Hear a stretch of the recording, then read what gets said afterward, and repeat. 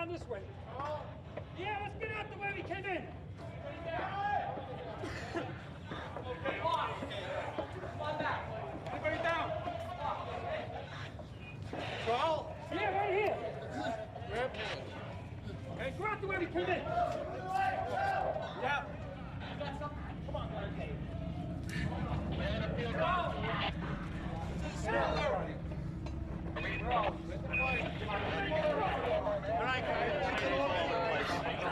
Everybody.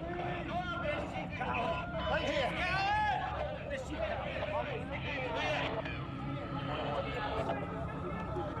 Yeah. We got it. How's the way out of here?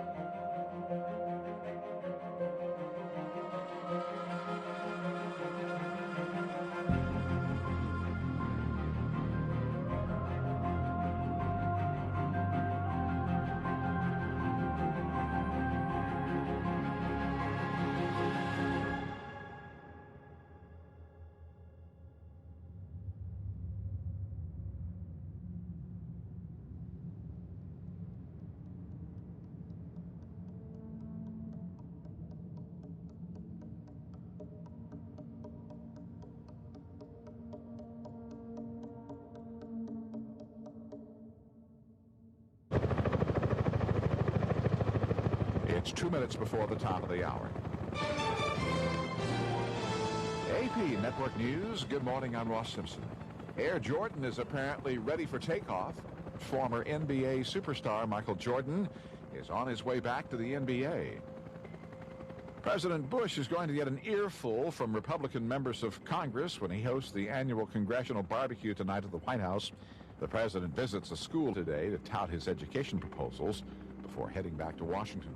Laura Bush travels to Capitol Hill. I woke up at 6 o'clock to the ringing of a phone.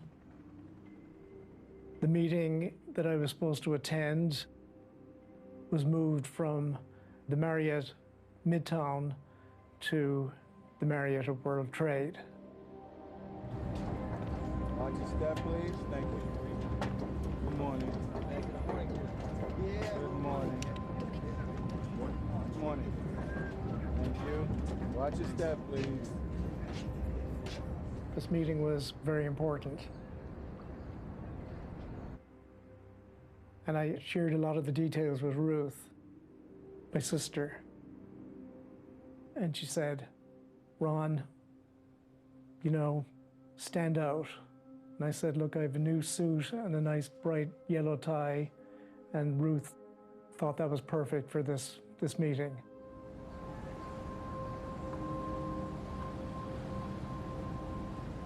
And taking the ferry across in the morning, walking through where the boats are, there was a man with a glass of champagne, you know, cheering people. And he passed a comment that I had a good suit on. You know, he said, that's a good suit. So I felt very confident that things look good, not a cloud in the sky. Let's get this meeting over with.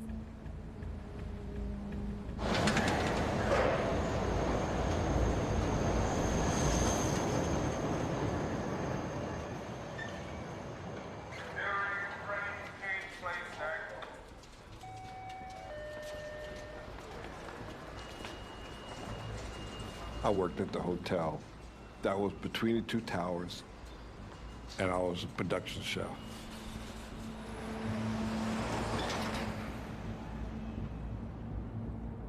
The Greenhouse restaurant at the back of the hotel was all glass, so when you look up, you had the two towers going up. And when you look out, you had the courtyard.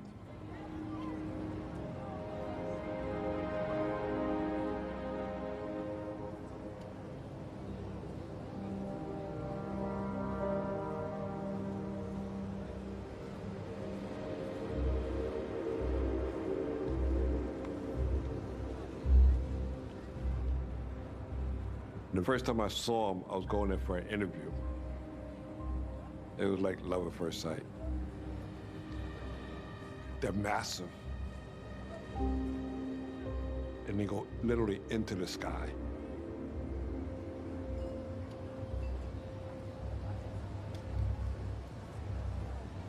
And I remember thinking to myself, this is where I want to be.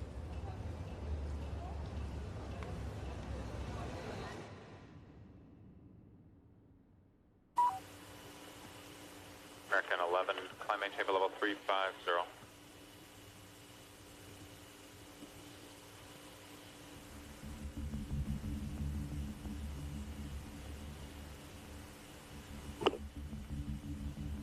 American 11, Boston.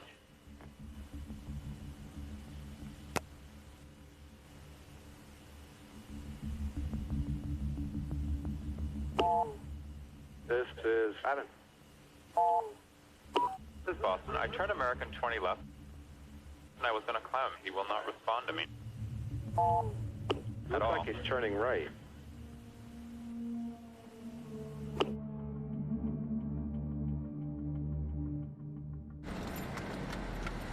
Two Alpha. Notify Conrad to respond. 10-4. I was a battalion chief in the 1st Battalion. And my responsibility was for the tip of Manhattan.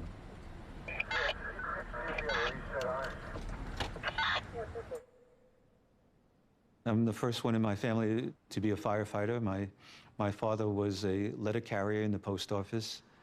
And after I became a firefighter, a number of years later, my brother joined the fire department too. Kevin was 3 years younger than me, so it was always this looking up to the older brother, sibling.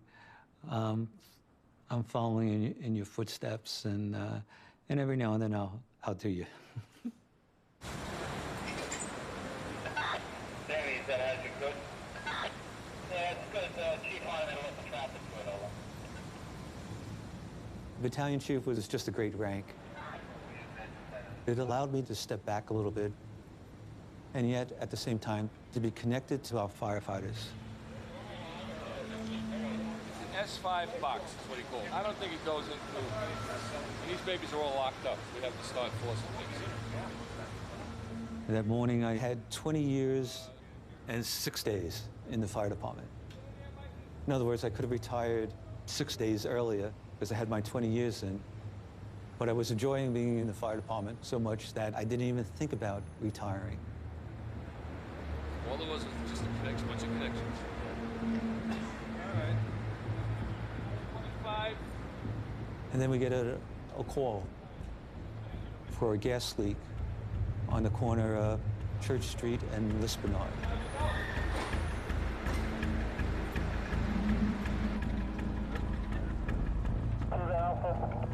Two Alpha.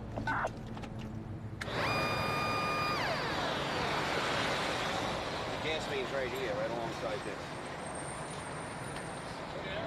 The gas line looks like a 6-inch gas main.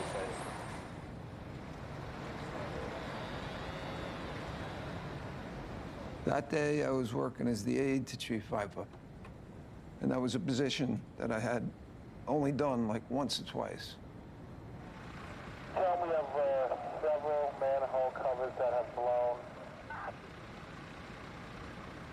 Being a battalion aide is a very important job. But I was always a truck guy. I love being in the truck because you get to break down doors, break windows. It was like being a big kid. Listen, we were never looking forward to people's houses burning down. That wasn't it. But you did look forward to going to fires. You know, it was your job. It's what you were paid to do. And the feeling you got was very intense. And while it was going on, definitely, I've been in a lot of scary situations. But when it was done, you couldn't wait for the next one.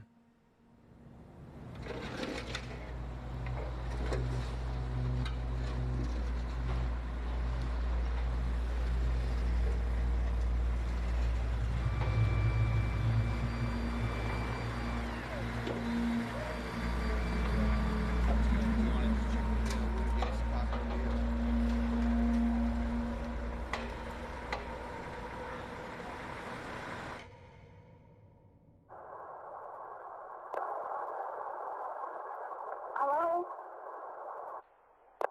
Yes, hello? What is your name? Okay, my name is Betty Ong. I'm number 3 on flight 11. Okay. There's somebody staffed in business class, and we can't breathe in business class. Somebody's got mace or something. Someone is what in business class? I'm sitting in the back. Somebody's coming back from business. If you can hold on for 1 second. They want to know who's being staffed food, you know? I don't know, but Karen and I got staffed. Okay. Our number 1 got staffed. Nobody knows who staffed who, and our 5 has been staffed. Can anybody get up to the cockpit? Can anybody get up to the cockpit? I think the guys are up there.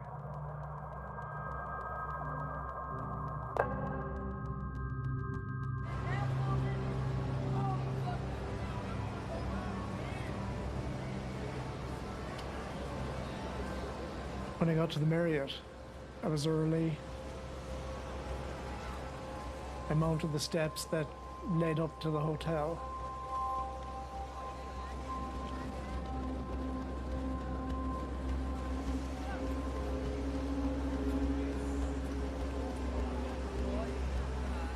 People were generally just fussing about, walking about, and just preparing for their day.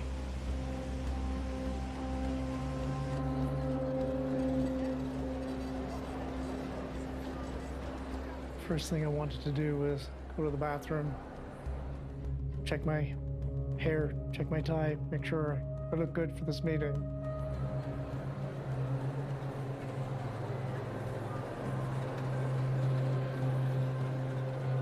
So when I came back out, still had time to spare, I walked around the lobby of World Trade Center, always in awe of the Tree of Life windows.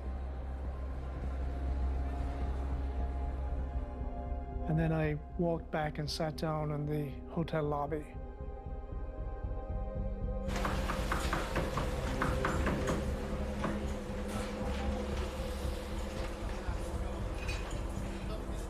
I go into work. It was already open for breakfast. A very, very busy day because we had like 2 parties that day. Dave, we got a pepper mill, please?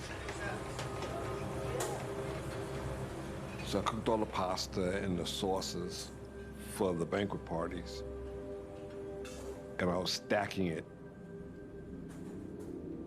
I'm in the walk-in refrigerator. Doors closed. I guess it's like a sealant. Like you really can't hear what's going on outside. There could be people right outside the refrigerator talking. I can't hear a thing.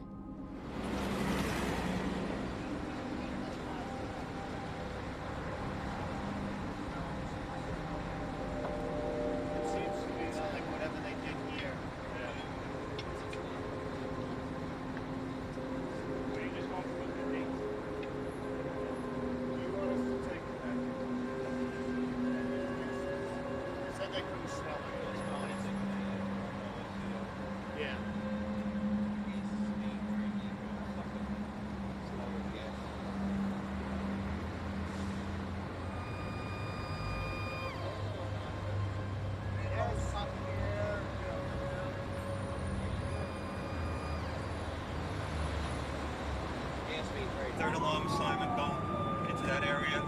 Second alarm assignment, report to the building. I remember sitting in the car with sirens blaring,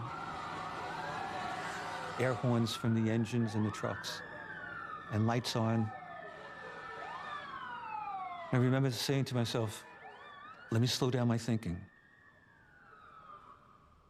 Realizing I was going to the largest fire of my life. And initially, I was going to be in command.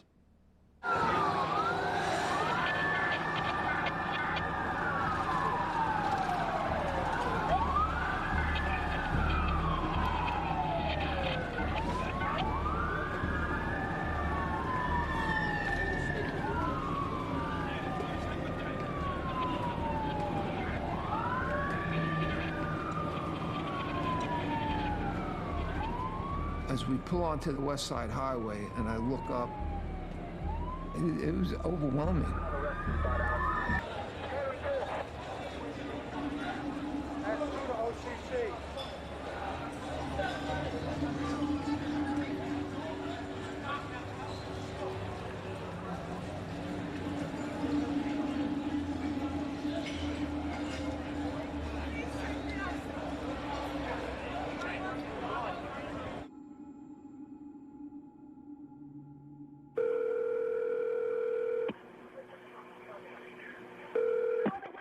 How you doing? It's the fire department. Hi. I'm on the 100th floor of the World Trade Center with 30 people in the northeast corner. It's hard to talk. Yeah. There's a lot of smoke. Right. There's heat. We're all overreacting. Please come right now. All right, no problem. We'll get to you. Please, immediately. They're on the way. Bye.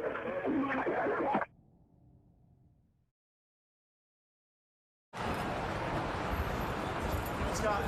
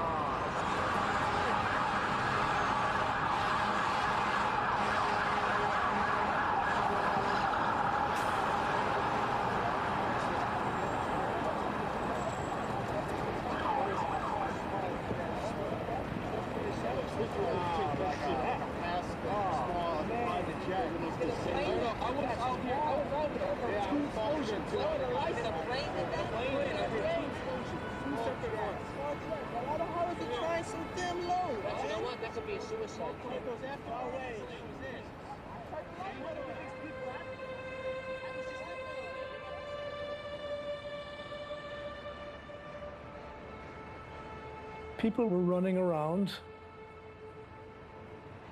and I could start to smell kerosene in the hotel lobby. So I walked over to the revolving doors, and I looked out.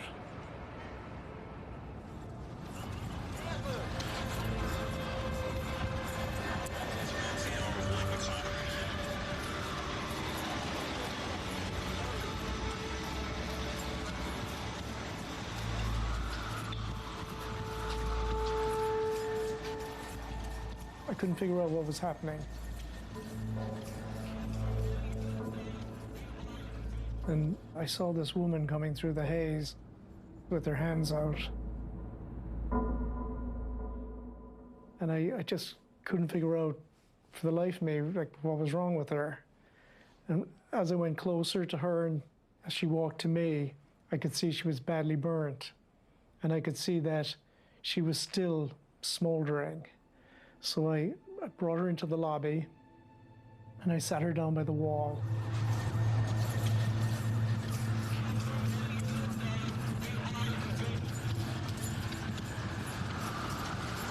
She said she couldn't see and that there was a ball of flame. And her eyes were like pretty much burnt shut. So after a minute or two, after I could get her calmed down a little bit, asked her name, said her name was Jenny Ann Maffeo. And she said she was on her way to work. And then she said, "Holy Jesus, Mother of God, don't let me die."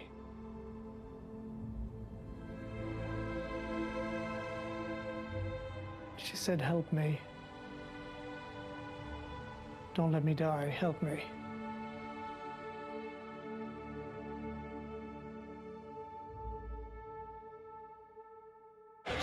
And said he couldn't find an elevator that was working. So that meant that firefighters had to climb. And the top would be 110 stories. Elevators. Elevators. What do you got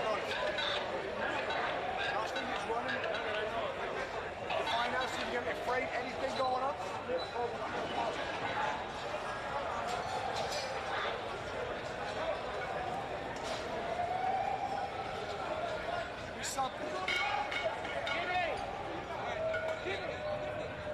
And as firefighters came in, they came in quietly. There's noise from the equipment we carry, but they didn't say a lot. They were thinking about what lied ahead. And they thought about how they would handle it.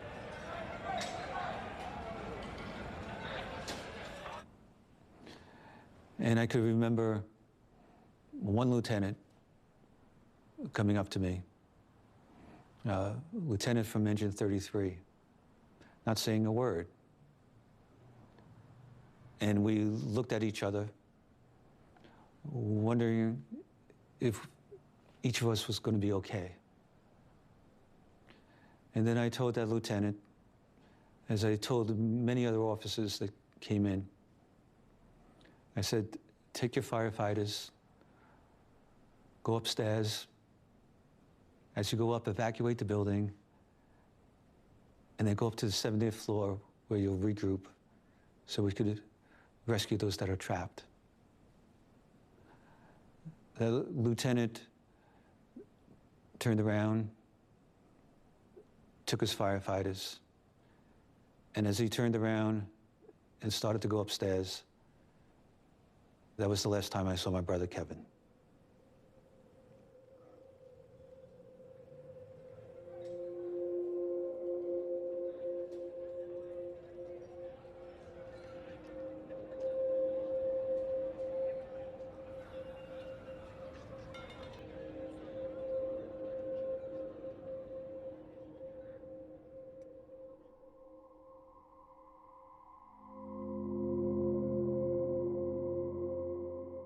We had a long way to go. But when I was 18, I joined the Marine Corps. And I remember in boot camp, it rung back in my head a jingle that we used to say when we were marching, 1, 2, 3, 4, I love the Marine Corps. And that's what that popped in my head when I was climbing the stairs. That old jingle from the Marine Corps in boot camp. It just came right back. It was amazing, because I hadn't thought about that for, my God, over 30 years. And it just all came back to me, you know. And it helped me get through, helped me climb those stairs.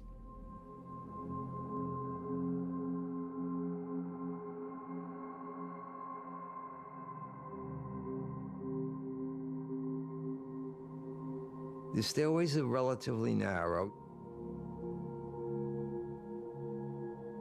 but everybody handled themselves very well.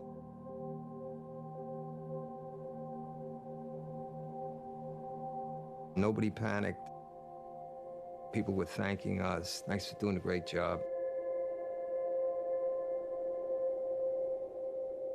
And I just said to the guys, it's going to be a tough day,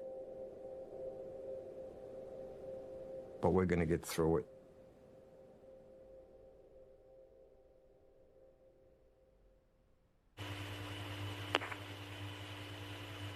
Yeah, 175, recycle your transponder, score code of 1470.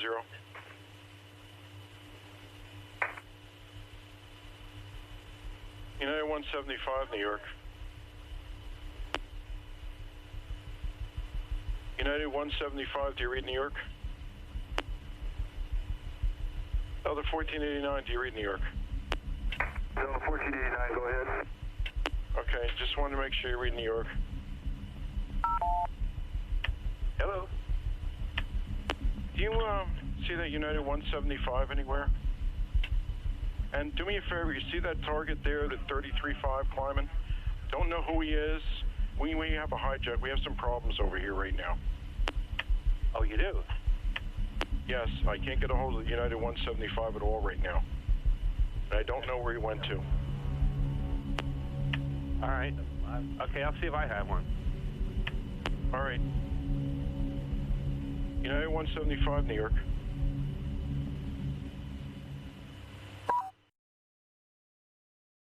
Fucking plane or something hit the World Trade Center. Something happened at the World Trade Center. It's not good. Mike and I are here. Yeah, we're both standing here. We're looking right at it. It's unfucking believable. So, you try to call? Mike, there's a tree falling down from the thing. See it? See it falling? All right, I love you. Bye. I will. I got somebody with me. We're fine. All right, bye. Mike, let's go check it out. Come on.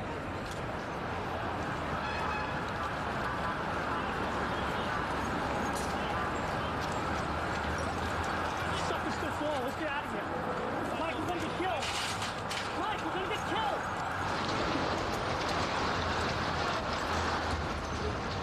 Mike!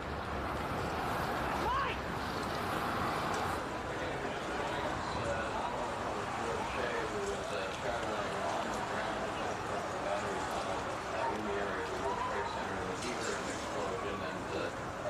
George has been kind enough to call us for some of the information of this incident as we look at live pictures of the World Trade Center. An airplane crashing into the side of the World Trade Center. This happening is as far as I can tell. It's a plane crashed into it. And live pictures from the scene. George, again, tell me, you saw a wheel drop to the street in front of you.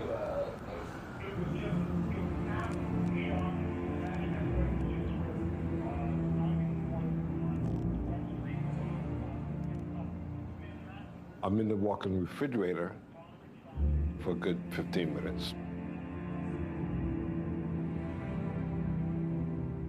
The door's closed.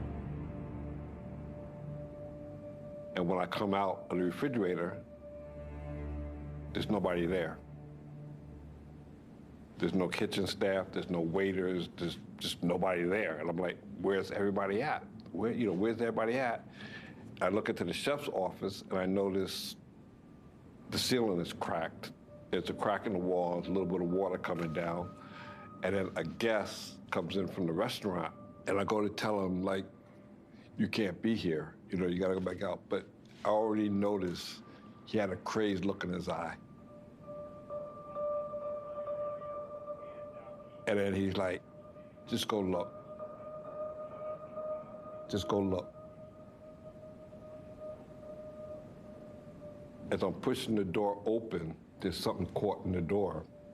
I'm looking at it thinking, it's a dead animal. So I'm like, what is this, what is this dead animal doing here? And I look closely, and it's an arm. And then I get ready to go back in. He said, no. Go outside and look.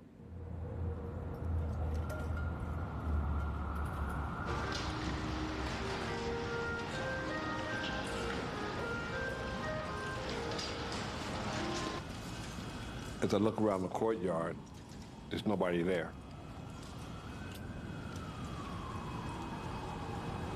I saw burning pieces of metal everywhere. I saw pieces of luggage. I had no idea where they came from. I look around the corner.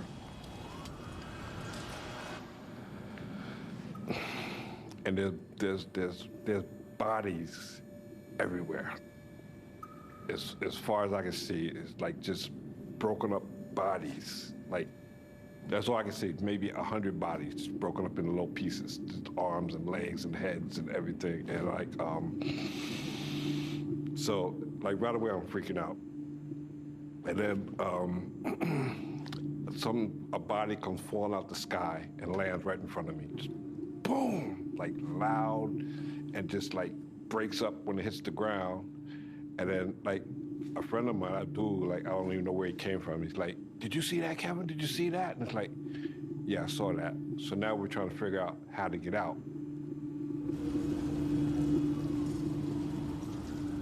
He was saying, and probably correctly so, never get on the elevator.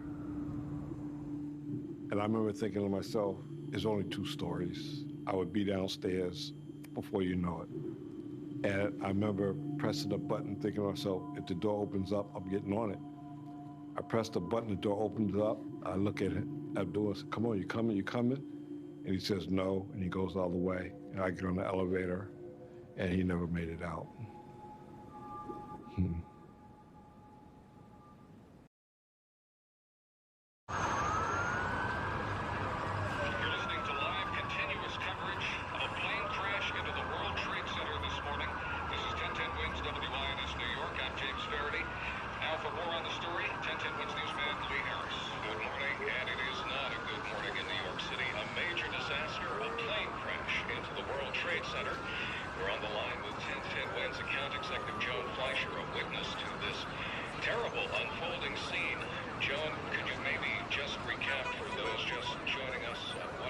When I was on the floor with Jenny Ann, I held her hand and I yelled, you know, numerous times for EMS, for emergency services, for help. Nobody was coming. People were just running by one after another, and I got concerned. So I ran into the bathroom, pulled a clean plastic bag, and I filled it with water and patted Jenny Ann down with it. And I could see that Jenny Ann's clothes were fused into her skin.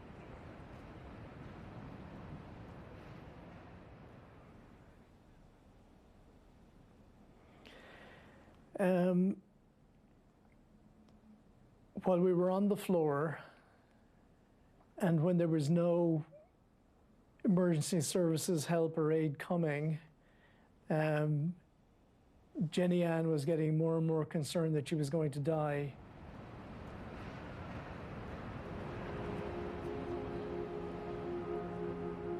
She said, "Sacred Heart of Jesus, save me. I don't want to die." And I said, "Are you Catholic?" She said she was. So I said to her, "Let's say the Lord's Prayer."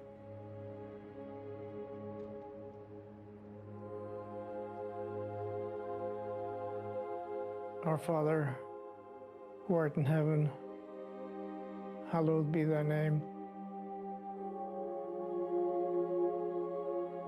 Thy kingdom come. Thy will be done on earth as it is in heaven.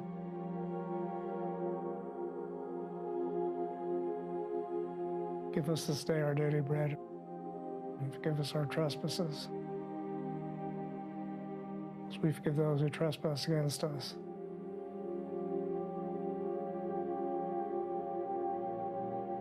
And lead us not into temptation, but deliver us from evil.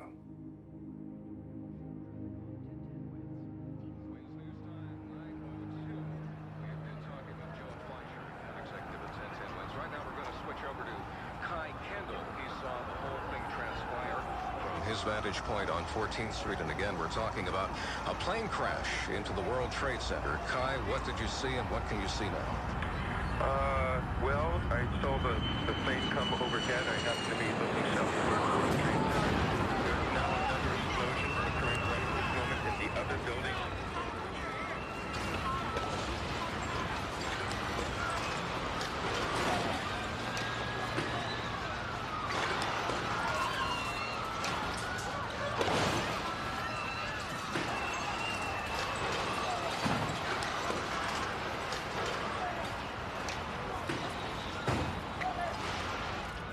There's no doorway.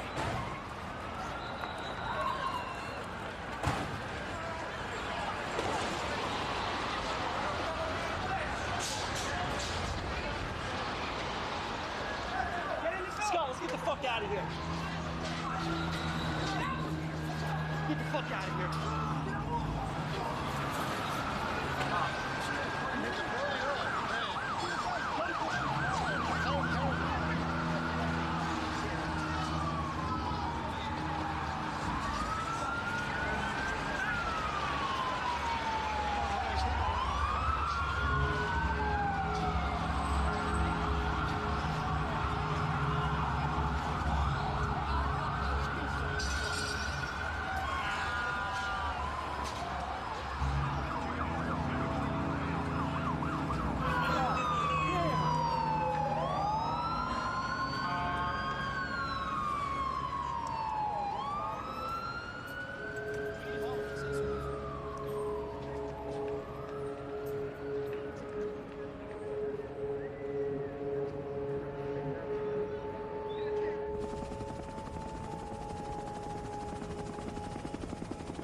What you're seeing is both towers of the World Trade Center on fire.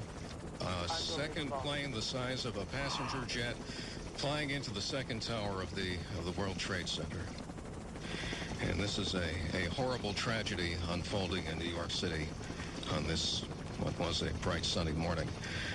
Joan, obviously the situation has been growing worse as you've been watching it. How much worse does it appear to be than initially? deputy chief, the division chief, Pete Hayden, gave us an order.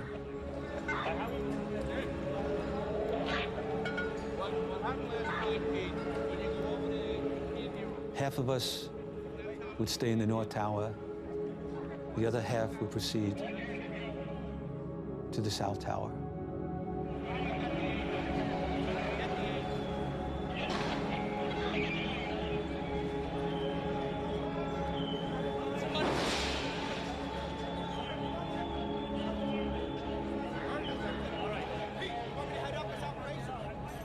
Then it was my turn. It was my turn to go stand in front of Chief Hayden.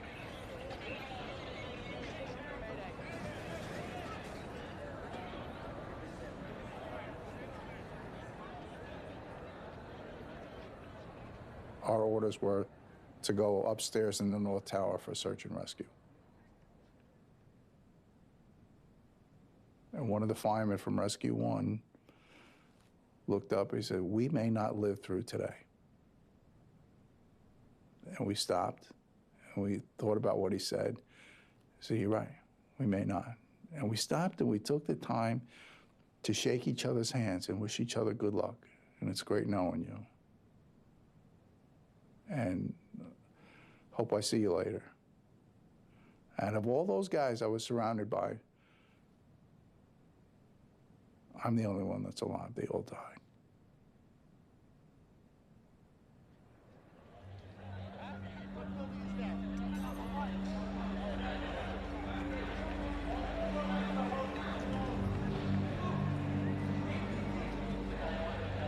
So I walked over to where my guys were standing by, guys from Ladder 6.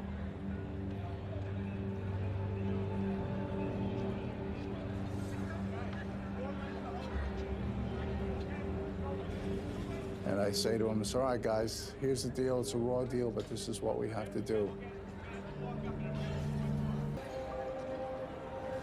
And the last thing I told them was, "They're trying to kill us, boys. Let's go."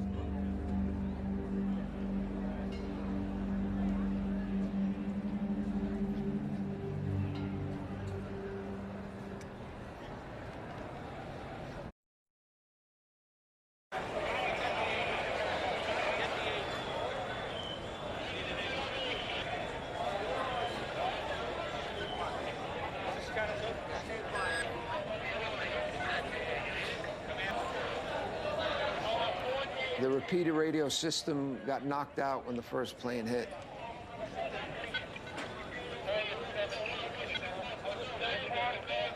So Chief Piper's having a horrible time trying to get in touch with anybody on the upper floors.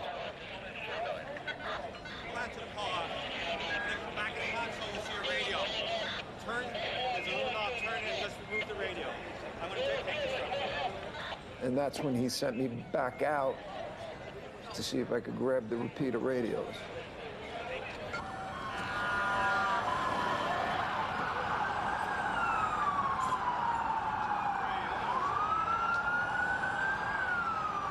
When I stepped out of the building, it was absolute chaos at this time.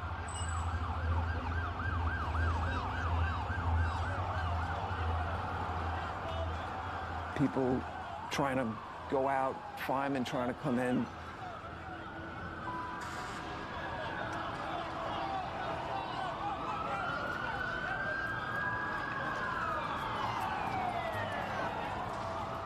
And I look up, and there were hundreds of people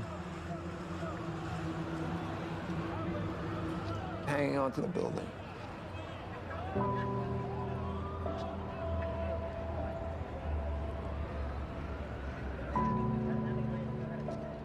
That's one of the things that sticks with me every day.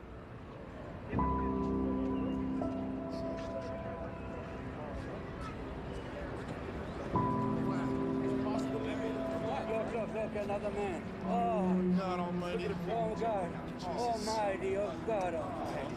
Oh, God.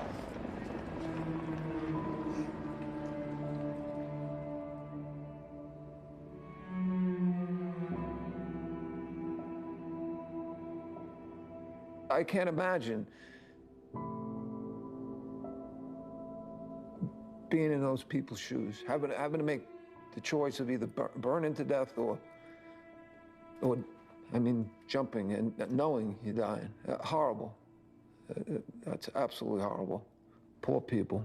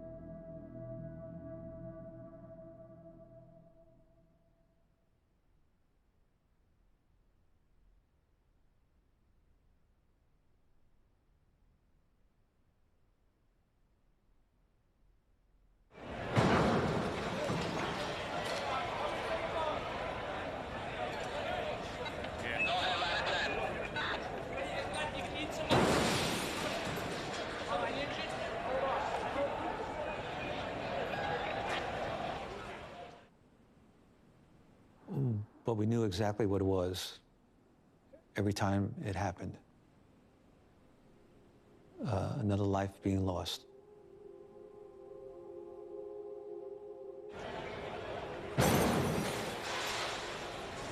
And it would rattle us for a couple seconds.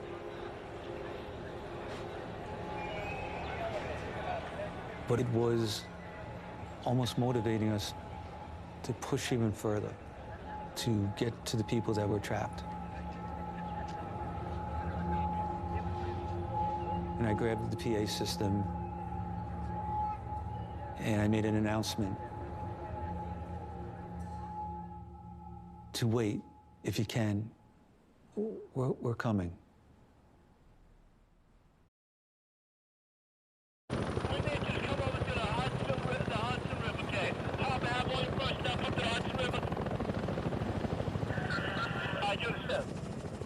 Aviation 6, okay. Aviation 6%, okay.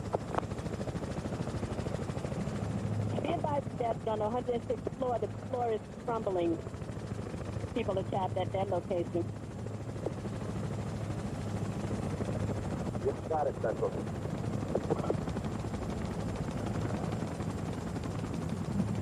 In 1993, we were able to rescue people off the roof. So having experienced this somewhat before, we kind of thought that was going to be the same game plan. And I had so much confidence in the skill of this pilot flying this helicopter that I was like, if there's somebody there, we're going to be able to get them off. You cut car 45 off. 45, let's cut you off, 10-5 it.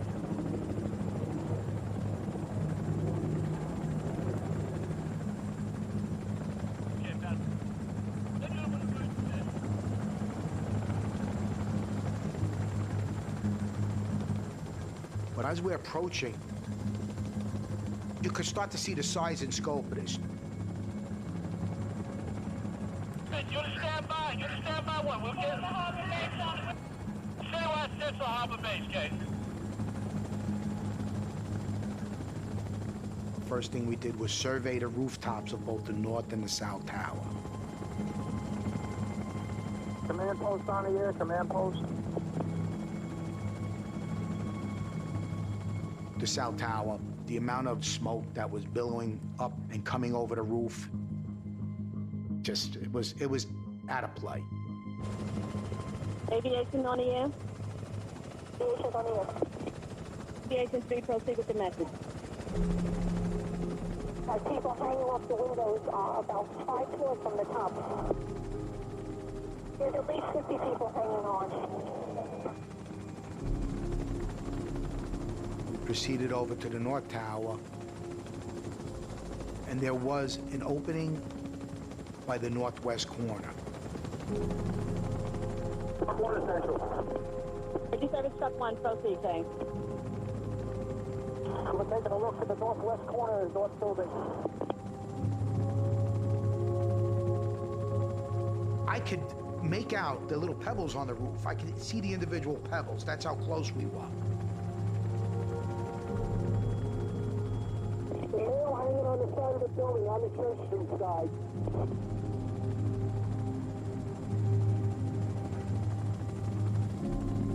We continued circling the towers. If we could have saw somebody there, we would have made a try, but there was nobody up there.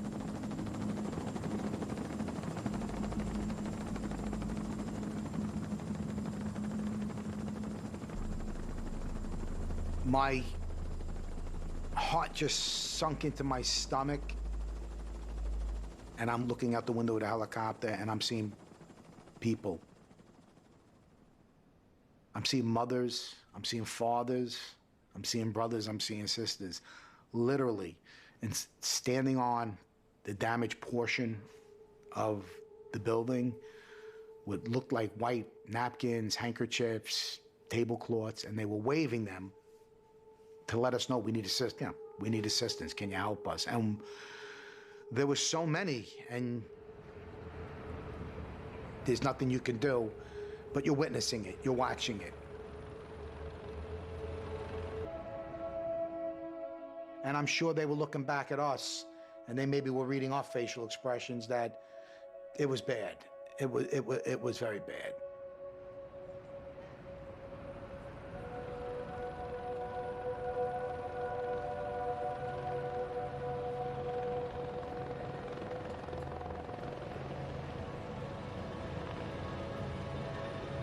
There was nothing he could do for us. I think we actually waved to him, and that was it, and then they flew away.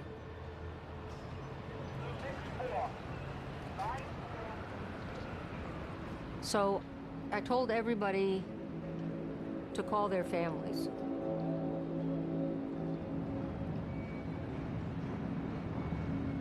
I called John, my fiance. My voice shook, and John asked me what was going on. And I said, John, we're on the 89th floor. We're trapped here. The door to the stairwell is jammed shut, and we can't get out. And I don't know when it'll get fixed. I don't know what will happen. But we are trapped on the 89th floor.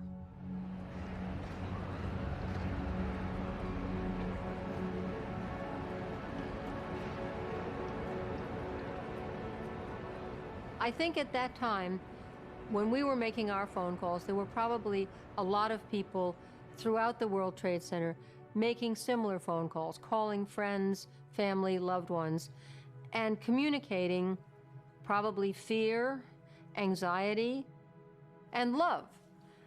I think all of those emotions were just running rampant throughout everybody.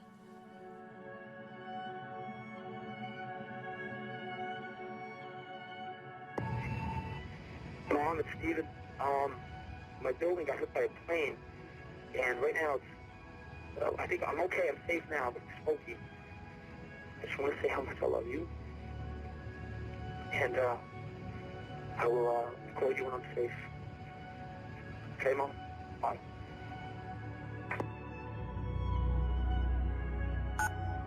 Hon, I love you. I don't know what's going on. Tell the kids. Save this message your whole life. I love you. I don't know what's going on here. Bye.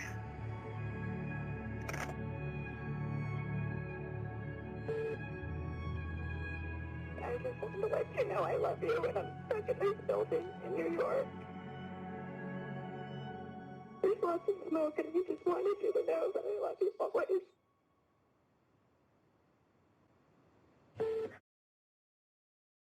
The FBI is looking at reports that there was a plane hijacking before the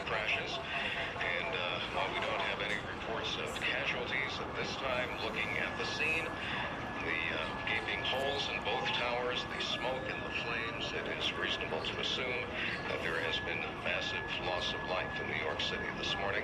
Again, this makes the World Trade Center bombing of about 9 years ago look like a relatively minor incident. After the second plane hit,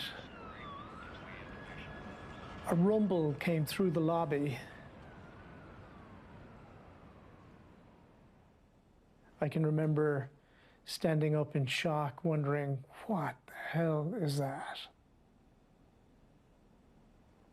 I knelt down beside Jenny Ann again, and I said to her, you know, we should try and get out of here if we can. Around the same time, pieces of ceiling were falling. The vapor was getting thicker. You know, you could see a haze, a gray haze, with the kerosene smell was developing more, and people were just panicking and running. And somebody said help was on the way, but we had to walk for the help. That help was on the opposite side of the highway. And as I entered the street, a fireman approached me with a white helmet. Always remember him, and he just said, Jesus, he said, for fuck's sake, get out of here as fast as you can, run. And so I asked Jenny Ann if she could run, and she said she could. And so our group ran across the West Side Highway.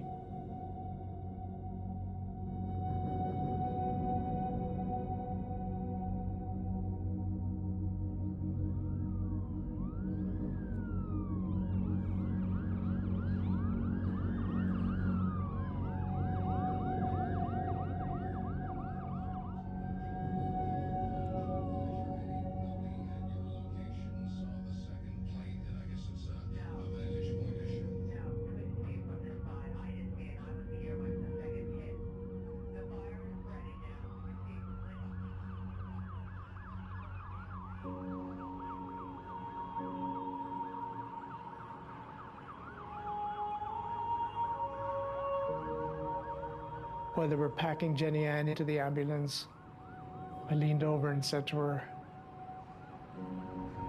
you're going to make it.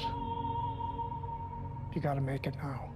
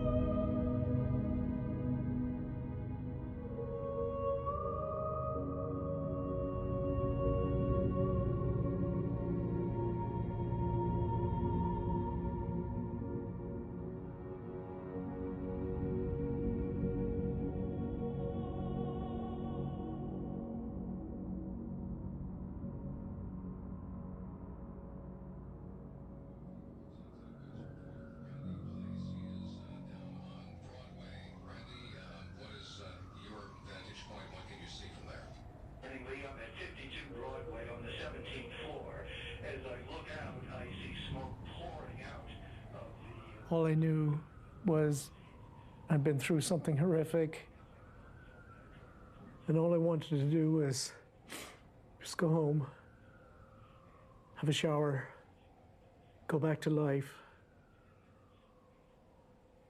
And it was probably 20 minutes when the phone rang, and it was my sister's husband, David McCourt. David asked me if I knew where Ruth was.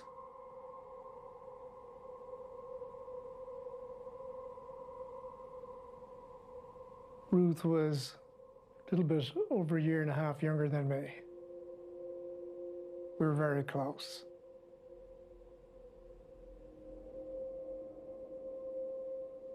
Juliana was Ruth's daughter.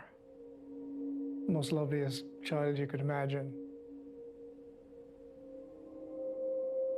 And David caught me by surprise. I'm like, David, like, why don't you know where she is?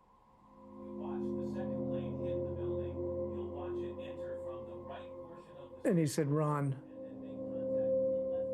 they were going to California. They were on the plane that left Boston. United 175.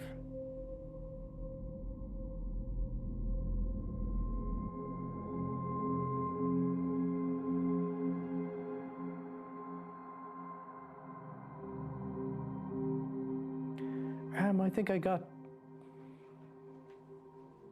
I got down on my knees and I cried. I couldn't believe like that, you know.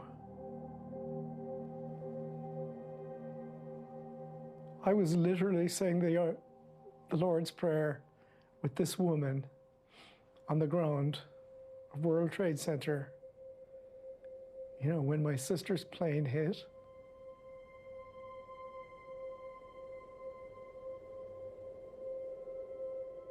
the most special people were killed.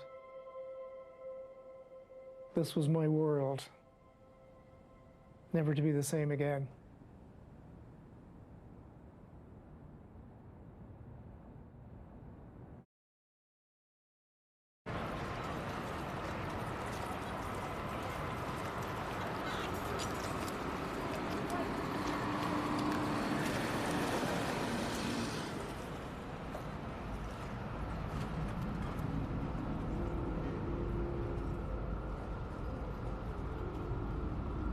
The smoke was so thick, it was hard to see. But I was trying not to think too much about the fear.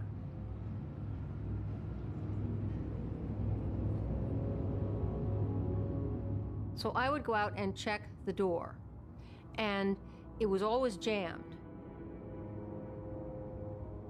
And then the one time I did go out, there was a sudden pounding on the door.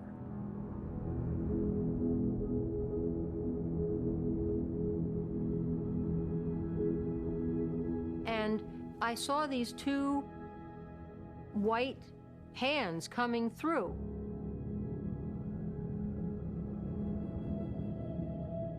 And then the door opened and the smoke went out. And there were two men standing there in helmets with flashlights and an axe. They had come to rescue us.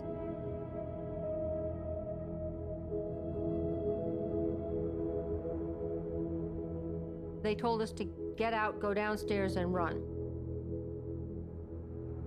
And they went up to rescue more people. And I also learned that they did not survive. They were such good, brave souls that I do call them angels, because I think that they were.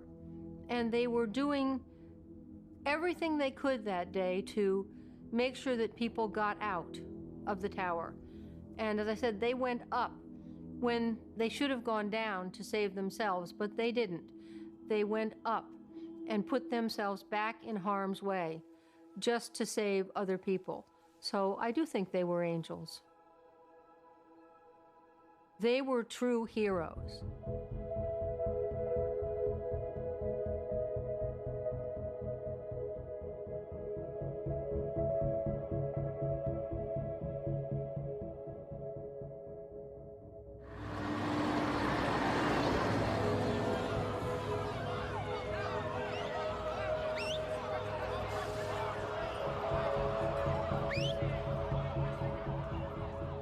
Every firefighter and every first responder knew this was dangerous.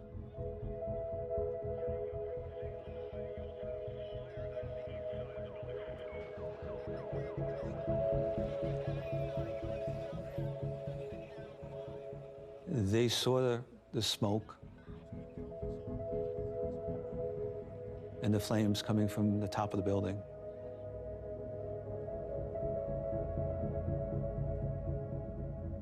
But they also knew that people were in their greatest moment of need.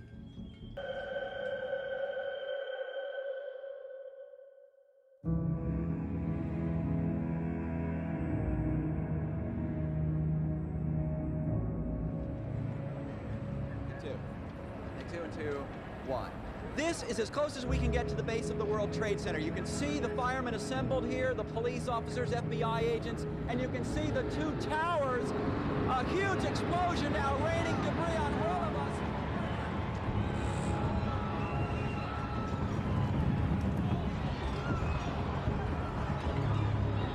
Every cell in my body said, get out of here.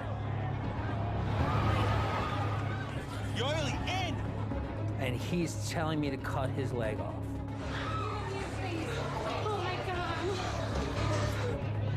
Nobody is coming to save us.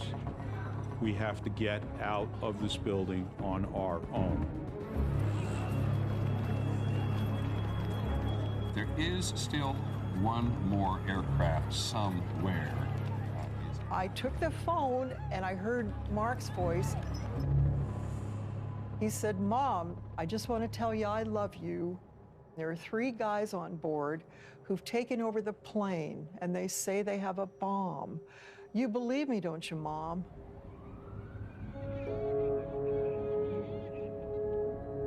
He was on the radio. He was talking to me. And he said, "I'm coming for you, brother. I'm coming for you."